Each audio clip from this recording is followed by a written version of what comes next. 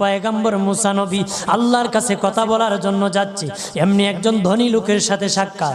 ধনী কয়, মুসা রে, ও মুসা, আমার এত ধন হিসাব রাখতে পারি না, আল্লাহরে জিগাইবানি কি করলে আমার ধন কমবে? মুসা নবী কয়, ঠিক আছে জিগাইব। একজন বৃদ্ধার সাথে একজন মহিলার সাথে দেখা। মহিলা কয়, মুসা কই যাও, কই যাও রে মুসা? মুসা নবী কয়, তোর পাহাড়ে যাব, আল্লাহর সাথে কথা বল।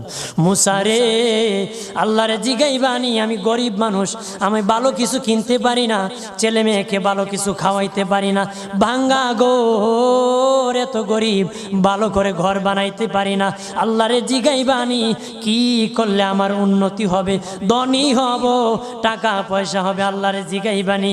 আল্লাহ মুসা নবী কয়, ঠিক আছে, আল্লাহরে জিগাইব, তুমি কেমনে ধনী হইবা?